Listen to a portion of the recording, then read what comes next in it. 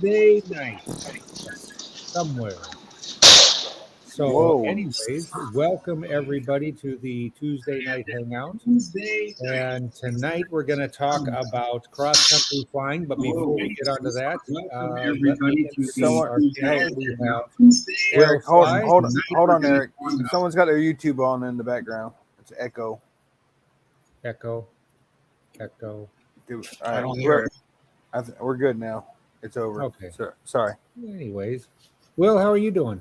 Man, I'm doing good. Still haven't flown since Bad Apples, but it's going to happen soon.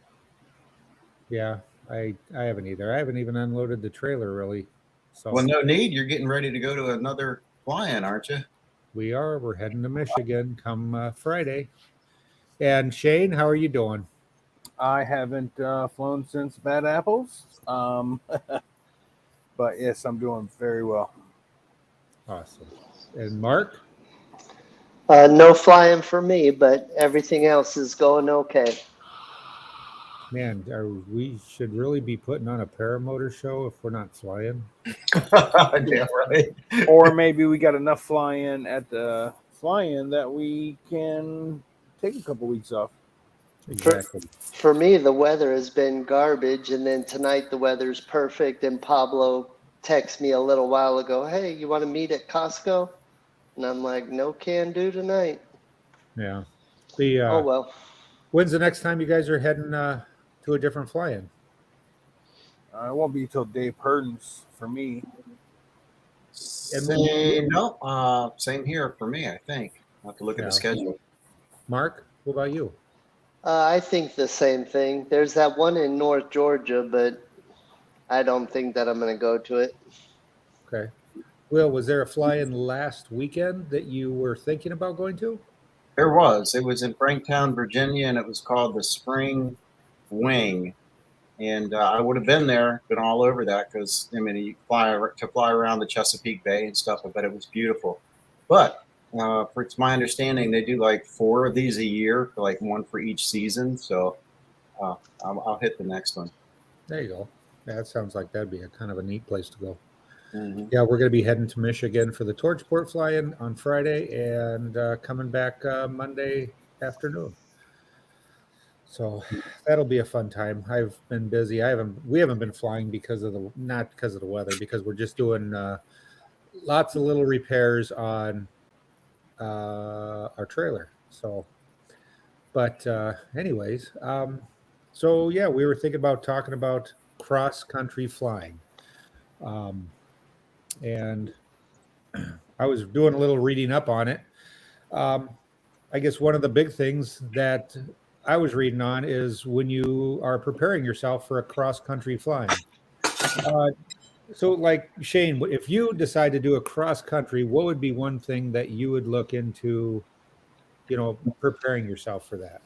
And when I mean cross country, I mean something that's like 20 miles or more. We do that, and by no means am I bragging, but we do a Sebastian Airport, cross the river, down the beach to the Disney Resort, then all the way back to 95 to Canal 54, which is then leads you back to the airport. We literally don't prepare for nothing other than make sure we have enough fuel, but we do cross a bit of water. So sometimes we have flotation, other times we don't. It just depends. When you fly with Smart Car Brian, it's all up in the air. So I don't really, other than make sure I have plenty of fuel, I don't have a preparation, if you will. Yeah. Shane or Will, what about you? Well, I mean, if you think about it, I think we do a lot of the preparation and we don't even think about the preparation we've done. So for me, I guess, first and foremost is the weather. And not just talking about a persistence forecast, which is basically looking outside your window and assuming that it's going to stay the same, because it oftentimes doesn't. I thoroughly check the weather, and in particular the winds,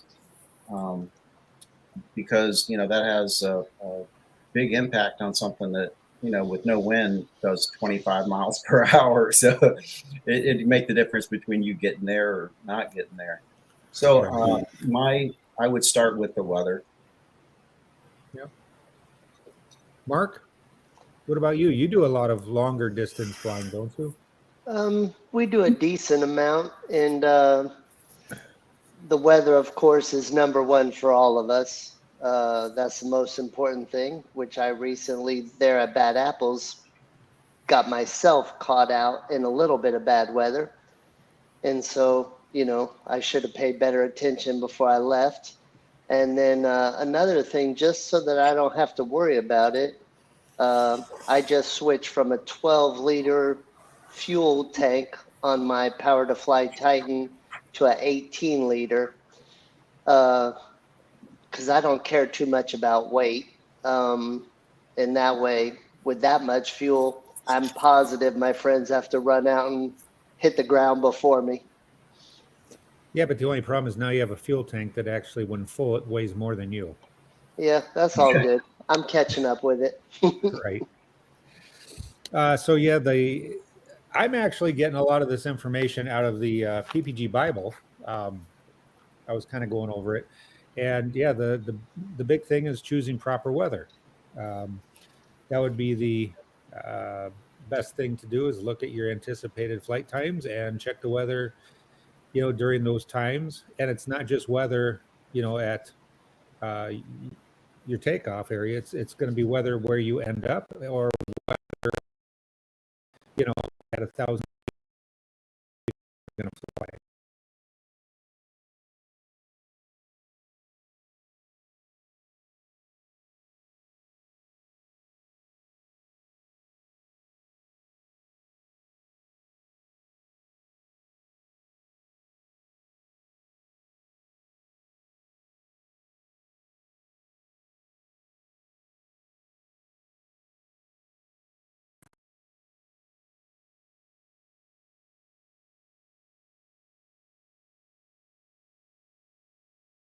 Does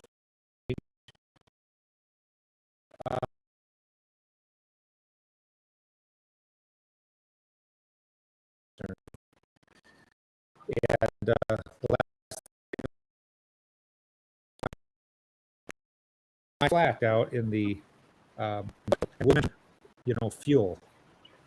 So what happens if you figure, hey, I'm going to go to this field and I'm going to land, and I might have somebody meet me there to fill up, or you might have might have enough to get back. But what happens if something comes up like a wind, or you get lost? Then what do you do?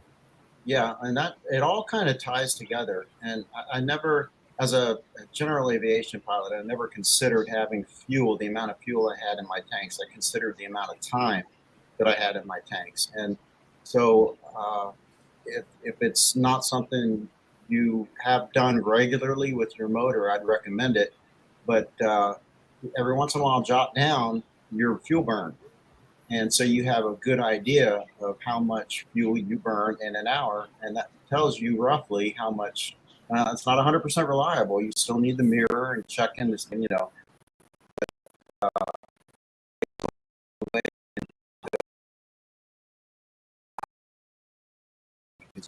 Yeah. Oh, Okay. so yeah, okay. So it all ties together. So like the wind, say there's a, you end up getting a stronger headwind than you were anticipating. Well, as far as your motor is concerned and the fuel in your tank, it doesn't really matter if you're keeping track of the time. So Yeah. it just gives you more options if you don't let something like that sneak up on you, which it has on me. Right. Yeah. And getting stuck out, in the bad weather. That's happening too. Yep. Yeah, I see a couple people saying that it's our internet service is freezing up. Well, it is Wisconsin. It does get a little chilly. I apologize for that. So, but anyways, Is it just one person? I know it's No, it's everybody. yeah. But anyways, Yeah, so that was a few of the things. They also said, things to take with you. What are some of the things you take with that besides a cell phone? If you're going to do a cross country. I always carry my pack out reserve, or not reserve, my pack out land out bag, which is super small, which I've used twice now. So if you land down, I just have a little bag to put my wing in, so you're not having to carry your entire wing open. Even though you bundle it up, it still doesn't come close to being carryable when you're carrying your motor and your wing. So yeah, I carry my land out bag, if you will. Okay. Mark. I, What do you I carry? have I have the same thing as far as I don't have a regular bag, but under my seat I have a 55-gallon trash bag liner for that, because it folds up into nothing. But yet, if you needed to carry your wing, it would work. And it's waterproof. Yeah. They I do the some same thing. reason I thought you were going to say you carry 55 gallons of orange juice. I would like to. I'm sure that hefty bag is probably lined with hundreds. I'm just Yeah. Uh, Probably. I didn't participate in either one. I've never been on a really good long cross country, uh, but that guy Mark Inman and Gavin Kidd both fly here locally, and they flew from here in Peachtree City down to Hodges Field, and that's a full 2 hour or better flight. Wow. how That long would was the be flight to the that park we did last year from Hodges? I think that was only maybe about 17 miles each way. Okay. how many miles is Peachtree City to Hodges Field? By car, it's 2 hours. I don't know. I don't know by air. But they flew there, and then another time they flew down from Peachtree City down to Four Winds when Okay. they moved up here, and both of those were like 2 hour flights. Yeah. With real favorable winds. Okay. The other thing that the book does cover is, of course, wherever you go, check airspace um, for where you're going to be flying or around the vicinity that you're going to be flying. Um, and definitely plan enough time to get there. You don't want to be caught in at nighttime. So, um, and then of course, carry basic tools. Yeah, Bill H said water and a spark plug. Both of those are good things. Yes. Yep. The now, what would happen if you got lost? What's the what would happen if you took off and not realized where you're at? For me, I get my phone out and use the GPS on it. Yeah, I I think can for all say of us. I can say not much. And if you've been in the sport or you've been a pilot for any length of time, you will get lost at some point, and that's not a permanent state. Although it feels like it's a permanent state, Um, and the reason I say that is because in the past I've had a tendency to, when something uh, unexpected happens, I tend to lose focus on the most important thing, and that's flying the aircraft. And it's easy to do when you're in a sling and you're trying to look at the map on your phone or trying to figure this piece of the pin out, but it's not working. So, and the FAA is considered getting lost an emergency. It's just a matter of landing somewhere, and if you have to, and find out where you were. And I've done that.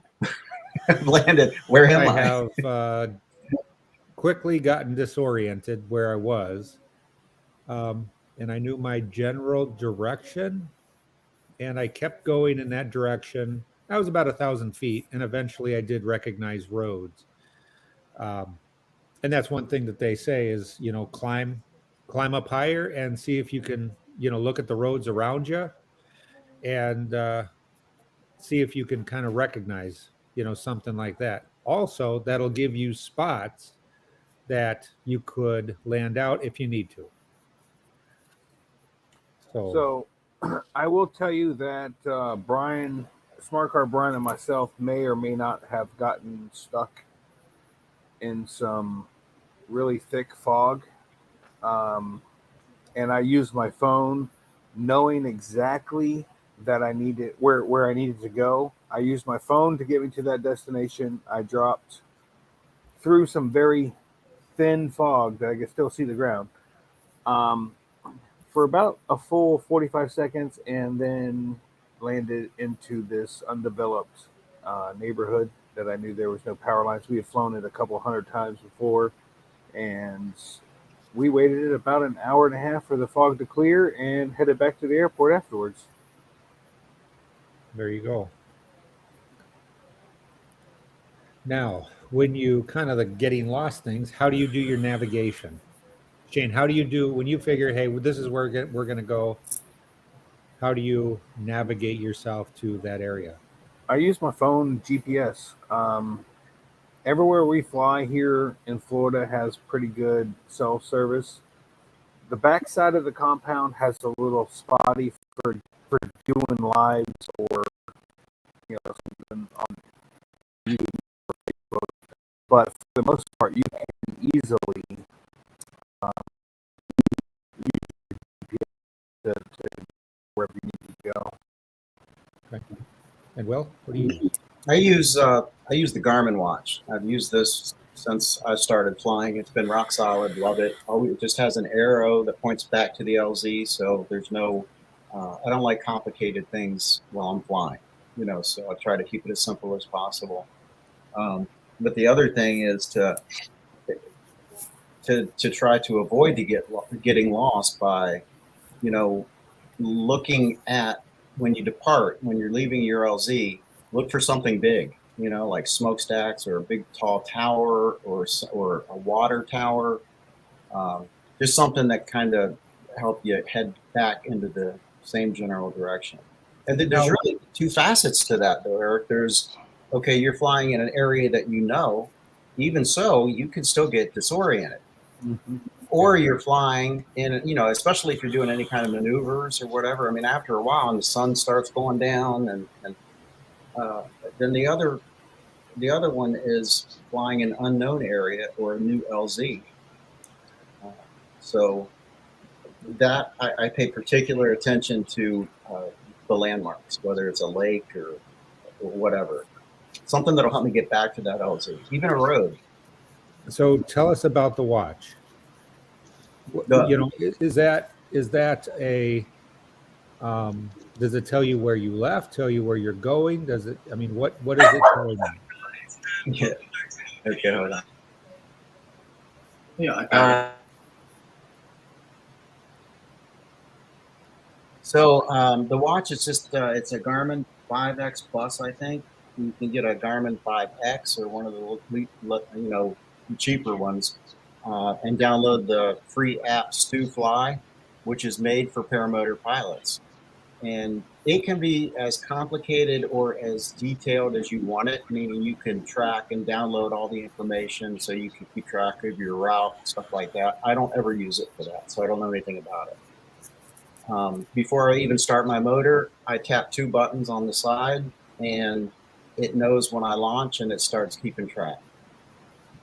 That's exactly like Fly Sky High. I just open it up, hit start. I put my wing out. I get my motor on. As soon as I launch, it starts recording my flight. Yeah, but now for me though, it's something else to keep track of on my phone. It's just there are different strokes for different folks. I've just thoroughly enjoyed just tapping my watch, and some guys swear by the Fly Sky High app, and it's a good app, but it's not for me. Does that Fly Sky High work with Apple Watches, Apple devices? Yeah. I use it on Yeah. my iPhone. I don't have an Apple Watch. I spent all that money on Krista to get Oh, her on an the Apple Apple Watch so Watch. she can keep up with her phone. Yeah, I Right. don't know that. Okay.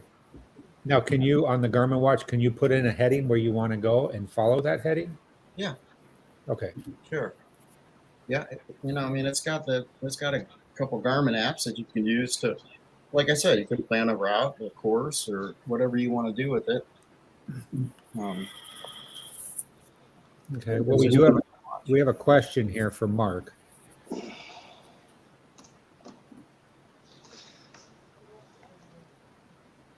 Tito's. Orange juice. I thought about lying, and then I thought better of it. Question. Nice. Hey, Chris Gwen is in the house. He was our neighbor at Bad Apples, wasn't he? He was. What's Yes. going on, Chris? There was a couple videos I've seen from Bad Apples, and like 3 of them, people were launching right in front of us between Mark, my camper, and Jade and Eric's camper, and I never even met these people. Really? In between? Like they were taking off and landing it right in front of the campers. It's Shane's Planet. Shane is one of the guys, and there was 2 other. I have to go back and look, but they literally launched and landed in front of the campers on almost every flight in their video, and I never got to meet them. I was kind of like, oh, my bad. I wonder if they were camped there in front of like Bob Wilhite. I don't know. When it comes to fly-ins, you meet so many people, and then the people that you don't meet, you're like, why did we meet? How did we not know each other? You know. Yeah.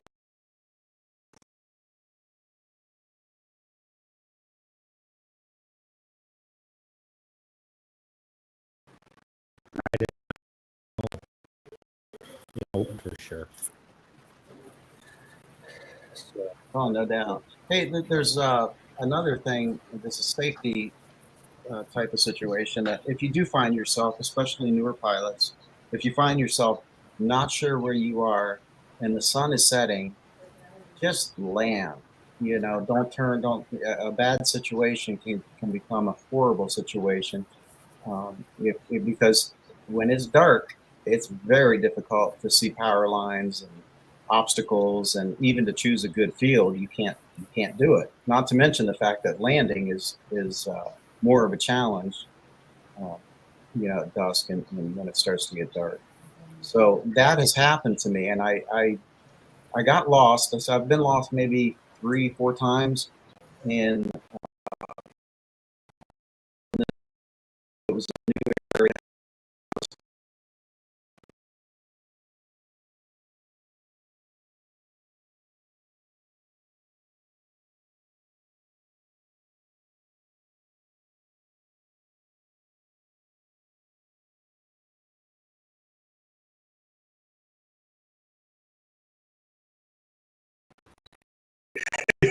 During the set, and I made a decision to just, when there's a nice field right there, I'm going to just put it down. And they came, and I was 15 miles off target, but they picked me up, and hey, that's Yeah. so always better there outside.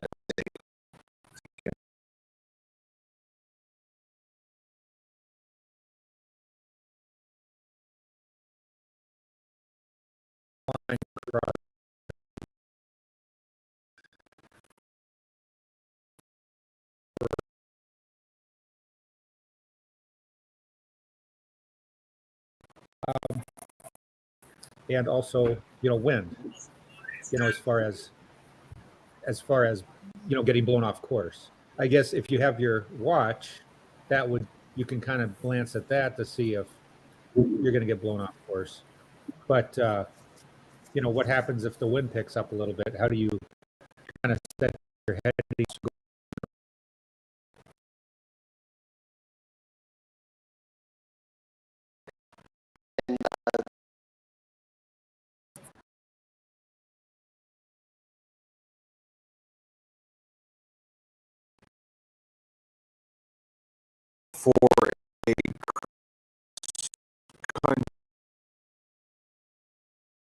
the Pope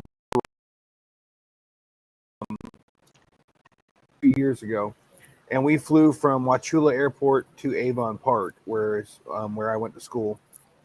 And for the most part, I followed all the other pilots. On the way back, on the way to Avon, we were actually running away from a storm. Then on the way back, we were going back in. At the time, I knew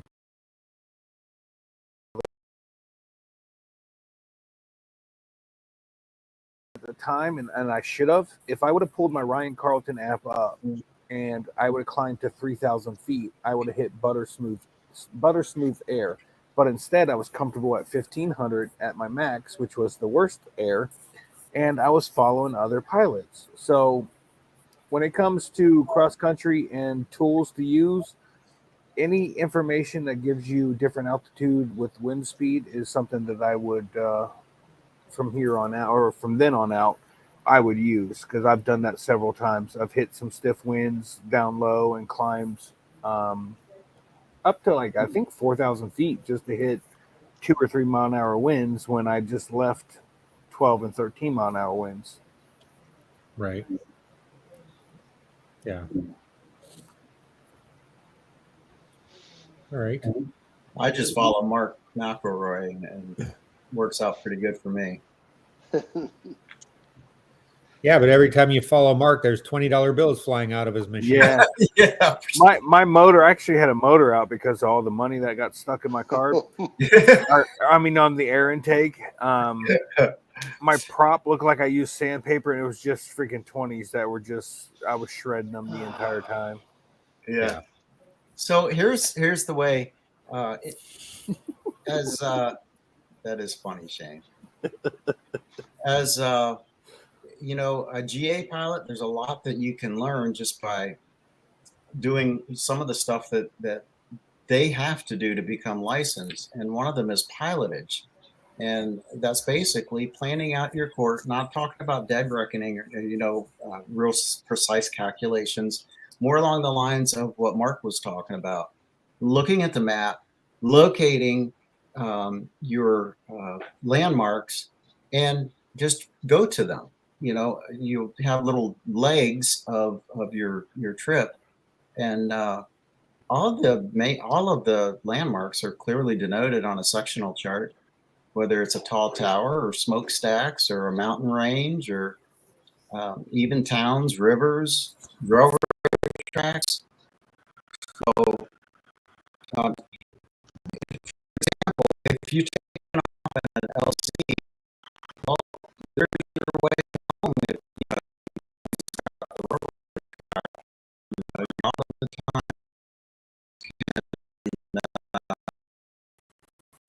along the way to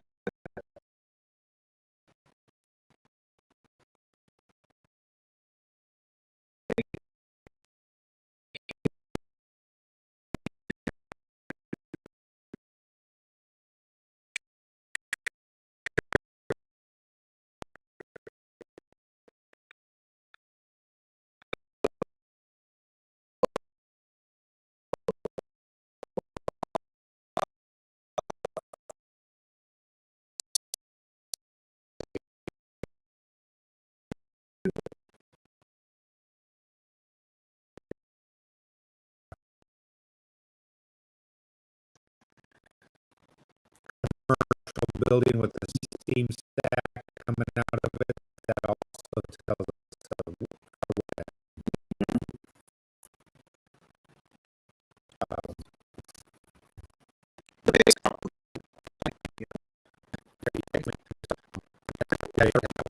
that's for so we had the throttle cable came off of the throttle arm that's on the carburetor, and I landed out in a field. I think it was a wheat field.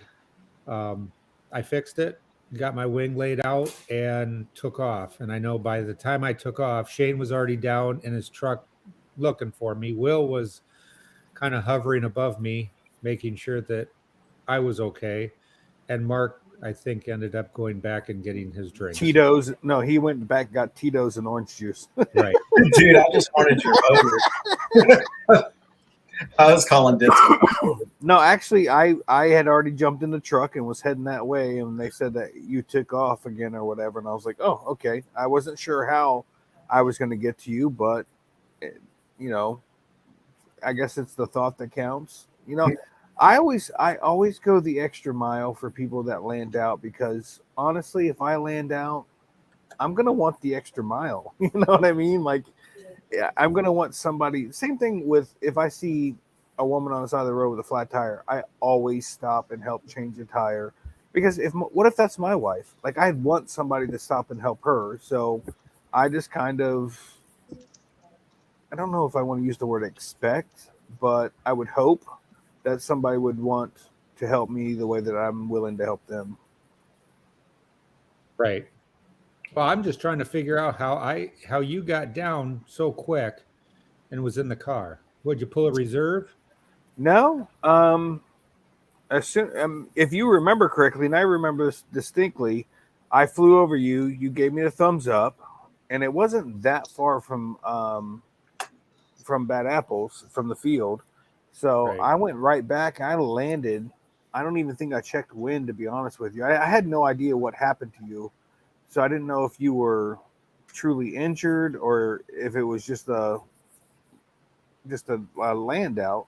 But on the way back, I kind of figured how I could get to you, and I was planning on it. And then everybody's like, listen, you're never going to make it. The field's wet. You're going to get stuck, whatever.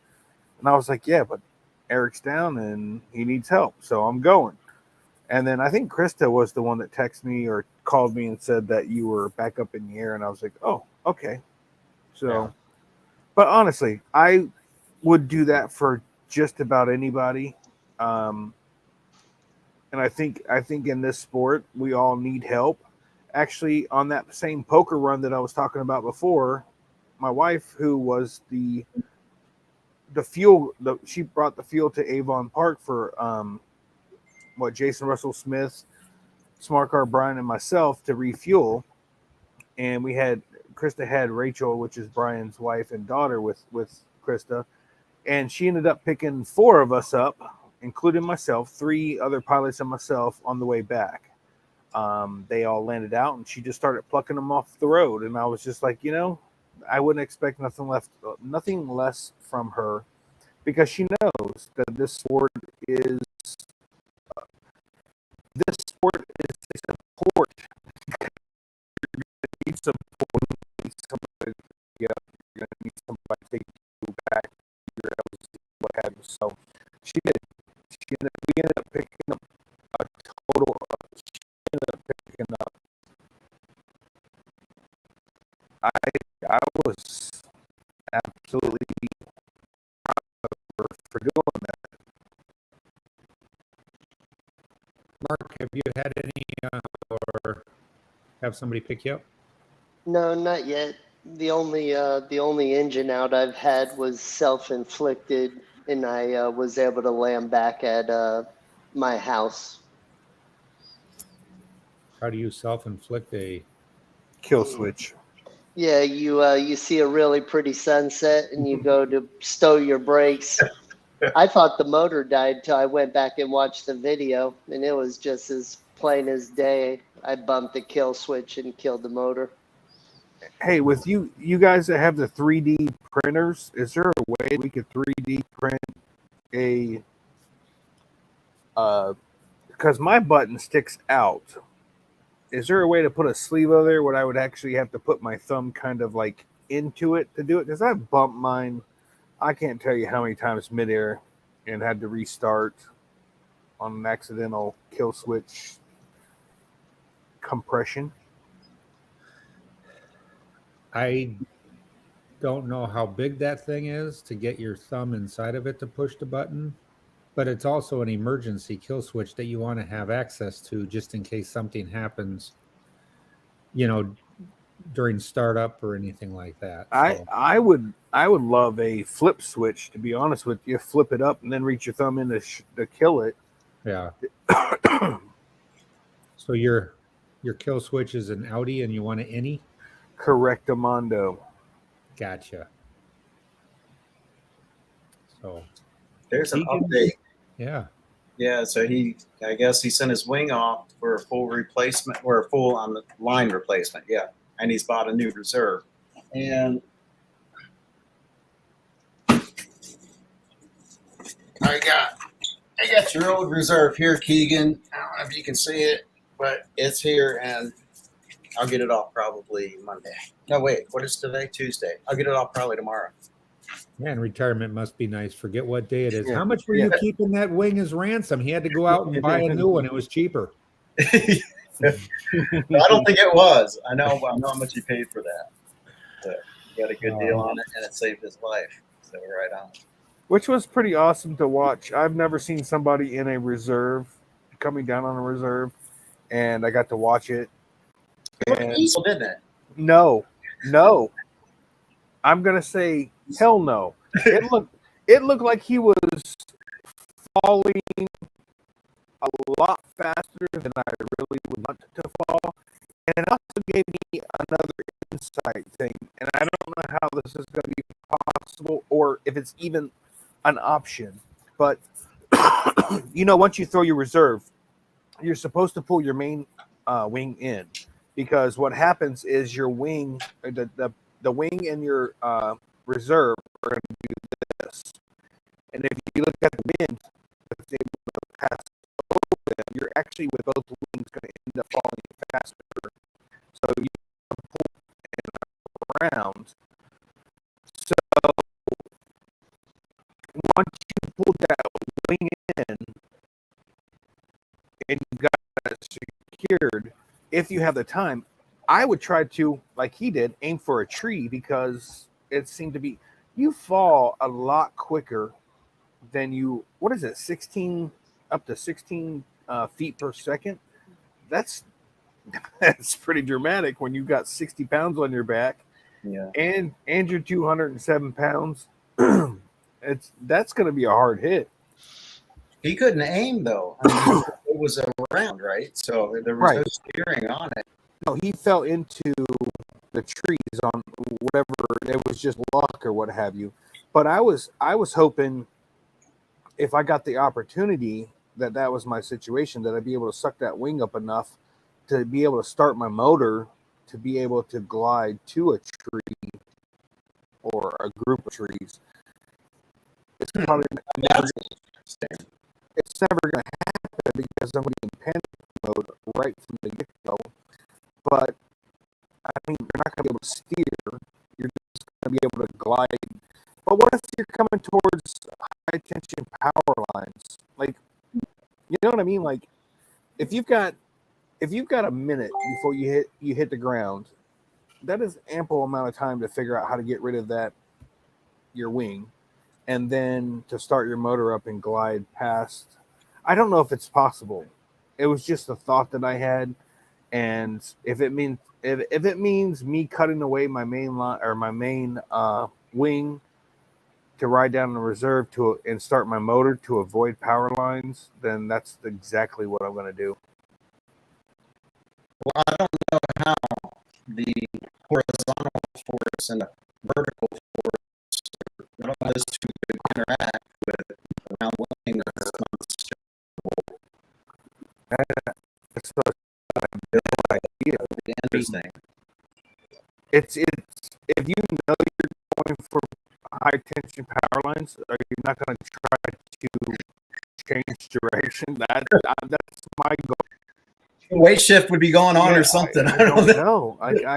There's so many questions I have about a reserve now after watching the reserve being thrown. I watched the guy came down until he went past the tree line or the horizon of the trees. And I thought to myself, I was like, dude, that guy is falling. Like he's coming down in a hurry. And then next thing you know, he shows up on a side-by-side like, hey, how's it going? I'm like, what? Dude, I'm going to need a shower, a change of clothes. It's going to be all kind of problems. And the steerable reserve. I mean, how do you feel about that? I think honestly, I don't know how much it was more than my reserve that I bought, but I think I kind of messed up. If it's only a couple $100 more, I wish I would have thought about it, because you can land into the wind, you can flare, you can do the whole 9 yards. With the reserve I got, you're just falling and you land where you land. Yeah. So Chris Gwynn actually sent me a link for it's a hollow piece that will snap onto a off-grid throttle that will protect the kill switch button. Yeah, but I have a PAP throttle. Time to upgrade. No, man, you know what? Here's my thing. I don't have a second wife because I'm used to the first one. Mark, you just be quiet. Or Eric, you too. That throttle is the only thing I know. And if I literally lost that throttle, I would order another PAP throttle. It's not because it's the best throttle. It's not because it's a great throttle. It's because that's the only one I know. And I don't feel like I'm comfortable enough to change a throttle into, like, I see Mark's looks like a gigantic brick. In my opinion, it's not, but in my opinion, compared to mine, it's just a big meaty gigantic throttle. And like you're saying, you're used to holding what you're used to holding. Yeah, tiny and little. Wink, wink. What throttle do you have, Mark? I have the all carbon throttle from Poland. Okay.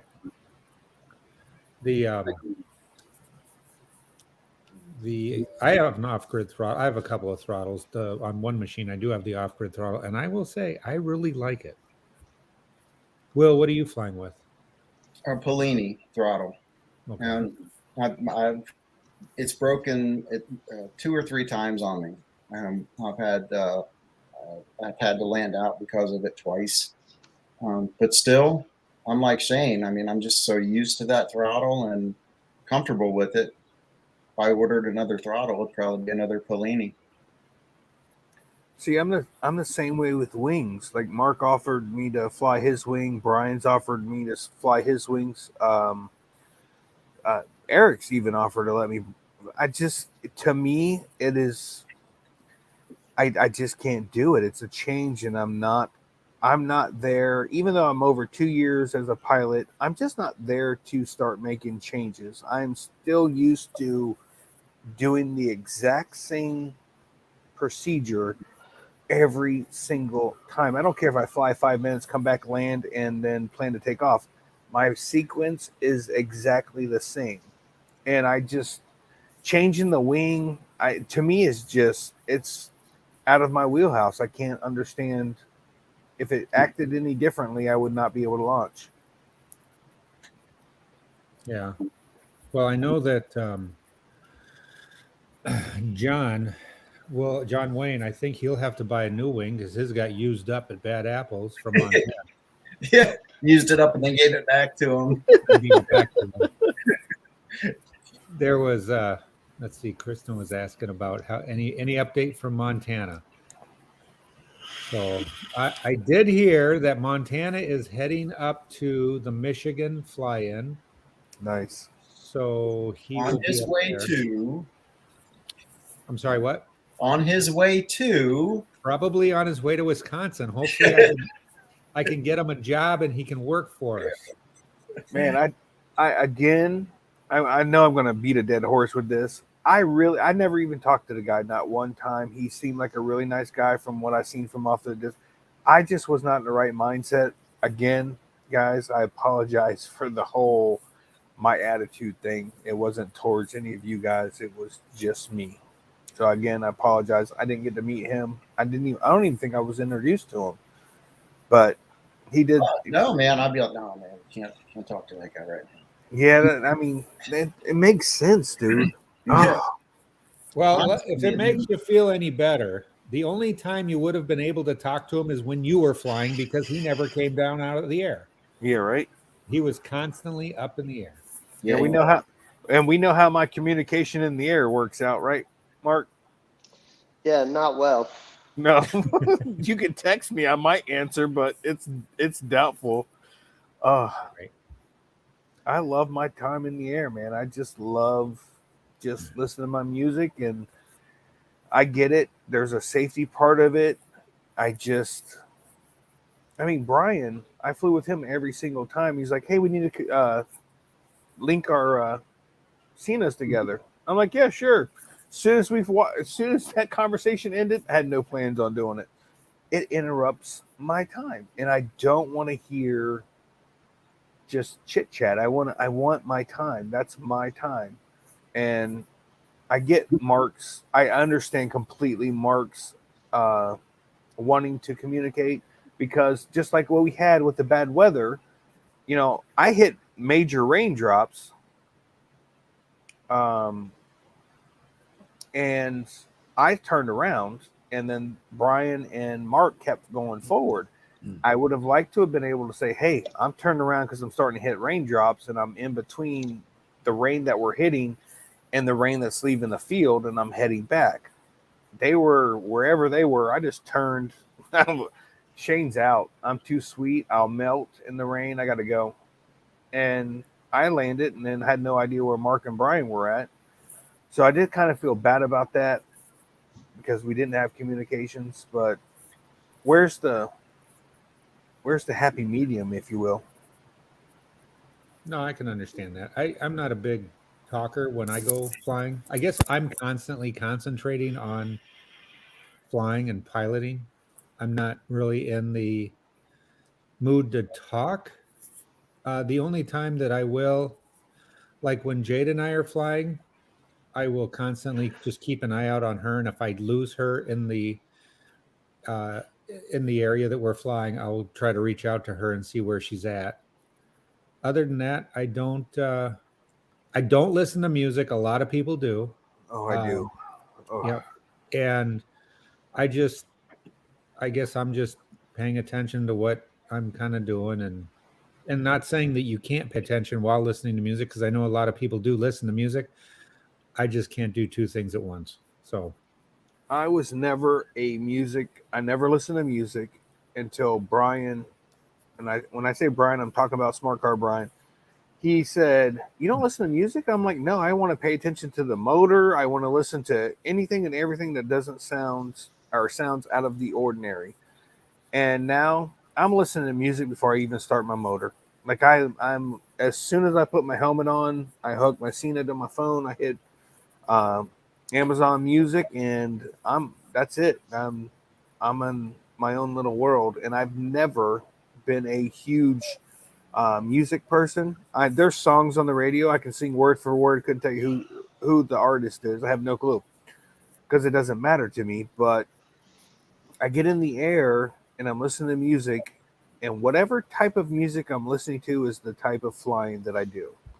If I'm listening to the country, then we're just doing a cross country, and I'm just sitting in my chair tapping my foot. If I'm going up to do wingovers or whatever, then I'm listening to a little harder music, because I like the upbeat kind of feel to it. And I don't know, if we're just goofing off, then it could be whatever. And there's no particular thing, but I can't fly. I've actually stopped my flight, came back because my Cena died. And I was like, I can't listen to my music. I'm going back. And it was horrible. It was a horrible flight. yeah. Mark, what do you listen to when you're flying? His Pablo. broker.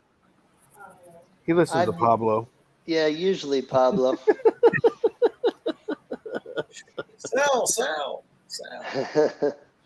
Yeah, I don't. I've never charged up my Cena, so I've never had music in my helmet. You should charge that thing up. Use it. Yeah, one more thing. Right. Yeah. One more thing, you might burn the whole house down trying to charge 87 GoPros, 47 LED lights, strobe lights, and Well, I got to keep mine with me because my buddy doesn't take care of his stuff, so I always got to have a spare in case I this got to is lend true. one out. Oh yeah, I'm just like, hey, I'll leave my pouch open and just take off.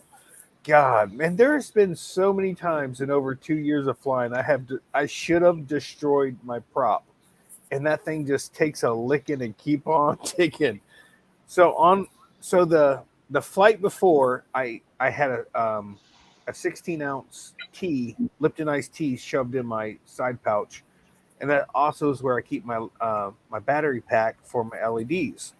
Well, I took the tea out after the morning flight, and I never zipped up the pouch.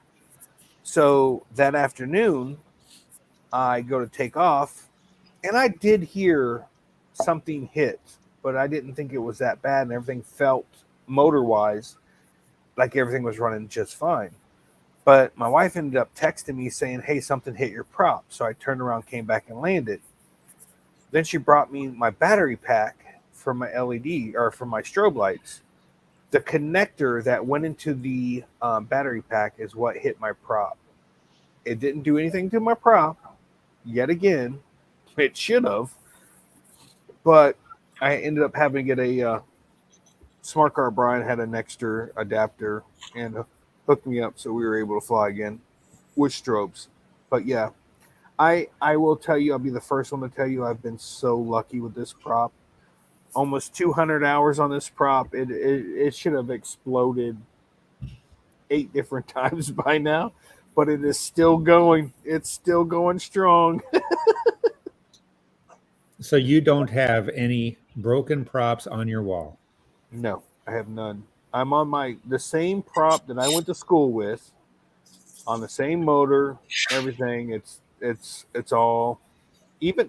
Okay, y'all gonna flip out about this one. How many hours are you supposed to change your belt on your motor? I say 50. I was gonna say, I think the manual says every 25. Okay. I'm almost 200 hours on the original belt. If it ain't broke, don't fix it. Exactly. That's how I feel. Or let someone else fix it. yeah. I am like, don't get me wrong, I'm safe about stuff. We did a piston rebuild, we did our replacement, we've done things, but I don't have anything that's slipping on the belt. Everything sounds good. It sounds exactly the same. I'm gonna run it. When it starts acting up, then I'll order a new belt. But this sport is so expensive that the stuff that we have to replace that we shouldn't, that is just built bad. I think honestly, if you can get away with some stuff, I'm going to get away with some stuff. Hey, who's flying flamingo talking about there, Eric? She made that flamingo? she made that comment when I will try to find her and I'm talking. Jade, where are you? And on the other headsets that we had, you'd have to reach up, push the button, and talk because it's tied into our two-way radios. Now we have gone a different route, and now we're Bluetooth together, and we don't have to push buttons to talk. So that's what in the heck is with your finger? I burned myself Sunday. Dang, man. Ouch. I just figured it out this morning that it had a blister on it. I was like, oh, that's what's wrong with my finger. Anyways, I was saying that the show's number one. See? Right. Yeah. Did you notice all the people that listen to music and what they listen to, Eric? Say that again. Did you see? I asked the chat who all listens to music. Quite a few people. I did, and I was looking at all the different. I mean, we are all across the board on our different genres. Yeah, we are. I mean, So, I've been known to throw down some Cyndi Lauper every now and then. Oh no, dude, trust me. There's sometimes I'm like, listen, if this is the last song I hear of Britney Spears and I hit the ground, I'm gonna be so pissed off at myself. Like, oops, I did. That's a good point. Okay, so when you have a motor out and you're listening to music, note the song you're listening to. Oh yeah. For me, it was, and I'm not kidding, my last one was The Sound of Silence. Simon and Garfunkel. I kid you That not. is awesome. Yeah, That it is was, awesome. man. It was Oh my just so God. relaxing coming in. It was just almost like, it was meant to be, Oh, actually, you know what? When I landed on top at Swanee, when I landed on top of that hill for an emergency engine out, Yeah.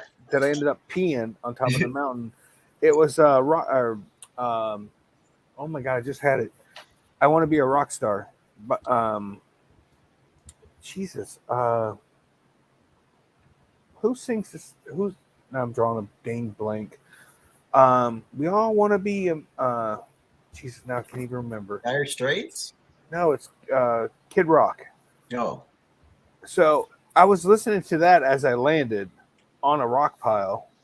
So I was just like, it didn't dawn on me till you just said that, because in the when I was editing the video, because the reason I don't have any words in my videos, because normally I'm singing like a tortured cat at the top of my lungs because no one can hear me and the motor's going to drown it out. I could hear that in my GoPro. I was like, yeah, that's out. I was like, no one wants to hear that because I'm singing. I want to. What is it? A recliner with big enough to play baseball, or a bathroom big enough to play baseball in, or whatever. Like I'm singing that as I'm landed, and I was like, yeah, dude. Yes, Nickelback. Thanks, Tony. Oh my God. I drew a blank on that. But yeah, since you said that, Will, that just dawned on me. Yeah. I don't think I've had any other issues engine wise, land outs that I can remember type of music or what was on when I landed. So Tommy had a question. He wanted to know if I'm getting away from the microavionics. Tommy, no, I'm not getting away from the microavionics. But when we went down to Florida to stay with Shane and Krista, we stopped over at Aviator and I picked up some Aviator helmets, which are actually Envolo helmets, and they have the Envolo Bluetooth on them. Well, if you do some digging, you will find that Envolo, all those Bluetooth parts are made by a company called uh, Freedcom. And what comes in the set is the Bluetooth part. It comes with the two earpieces that you can actually slide into um, the microavionics headsets. It comes with a little speaker if you wanted to use that, or it comes with a speaker boom if you wanted to use that. And these things have an unbelievable amount of, uh, I mean, Jade can be on the other side of the world and I can still get a hold of her. So you have a very good distance. You can also listen to FM. You can tie this into your telephone and listen to music if you choose to. Um, the the best part, two of them, a set of two, cost $109. Now I'm sure the Envolo sticker is why they charge like 400.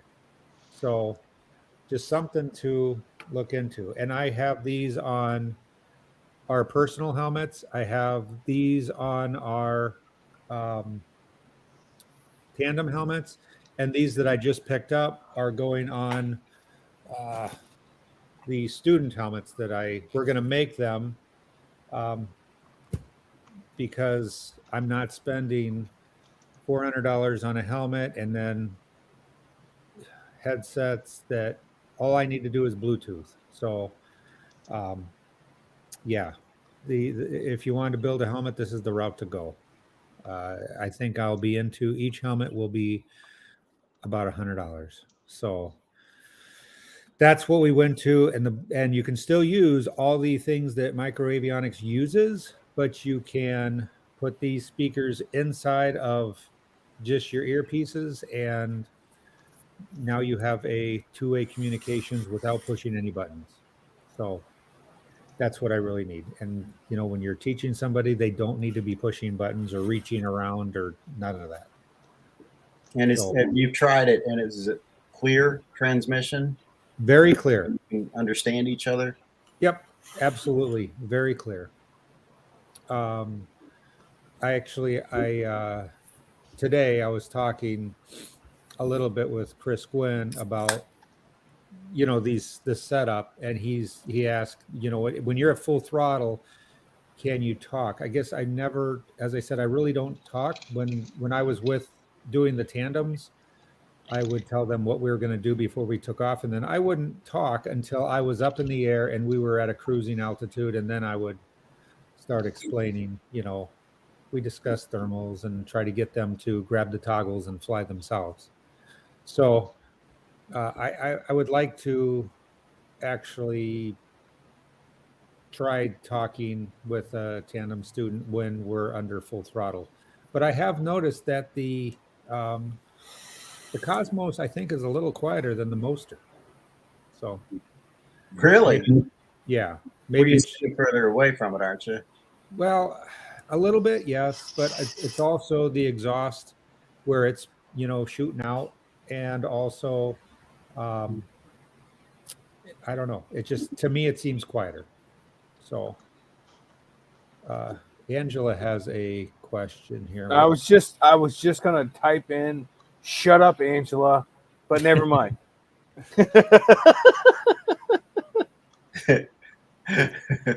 Oh, So well, our 8 o'clock hour is here. I'm going to put an invite in the chat. Kill the live stream. hey, real quick, Yes. I texted you, but you didn't reply back, so I understand you hate me and all. No, my phone goes into a sleep mode because my Yeah, it still lights up. let's see.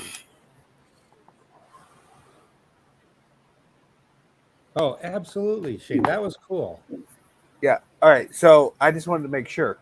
So a couple months ago, for those who have been watching for a while,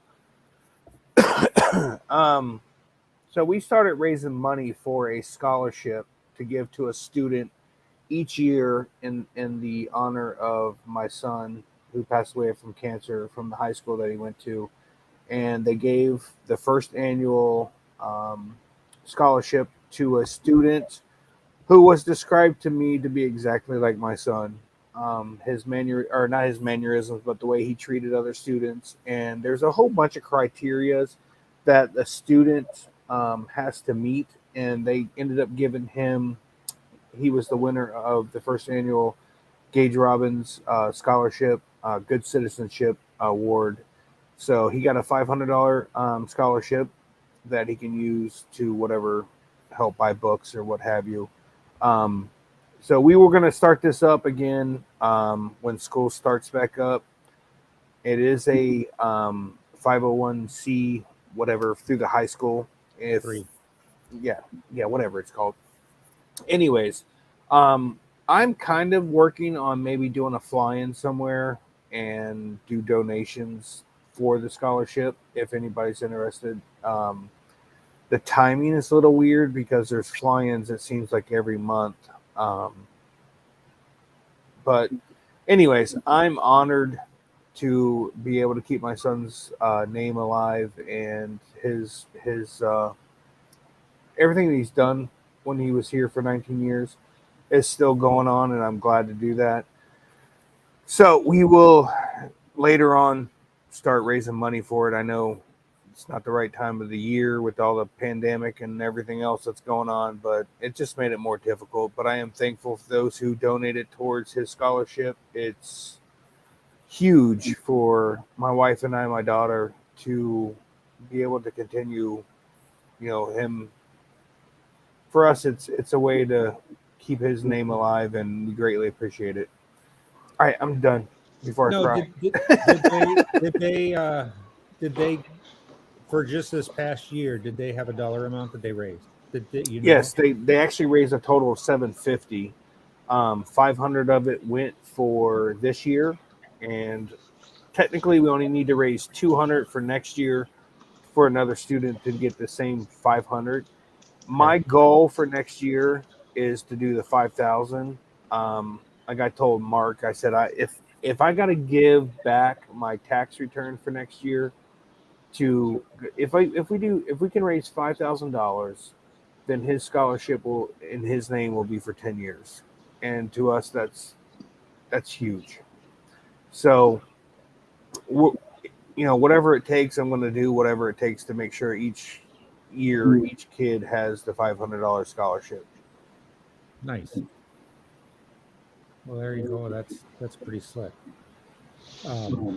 Yeah, what we'll have to do is kind of start promoting that, and get it out there. I think that's definitely $5,000 is not a hard thing to raise. So I know at Torchport this weekend I will be taking my tandem machine, and if there is anybody that does go up, all I'm going to say is because they are actually doing they are raising money for the food pantries there. So Yes.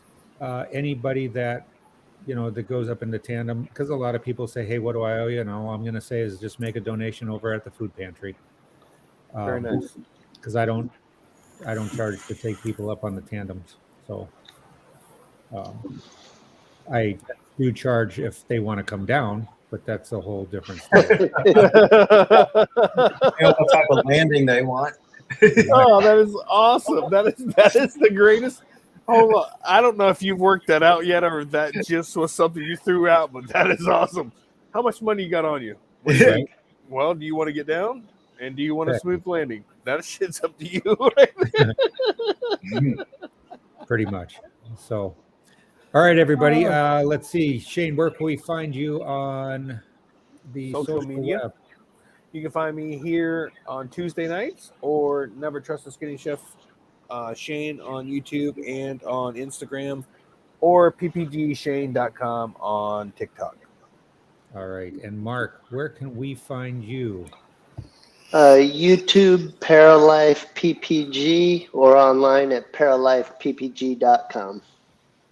Good deal. Well, You can find me on YouTube. I'm Will Fly, or just go to willflyppg.com.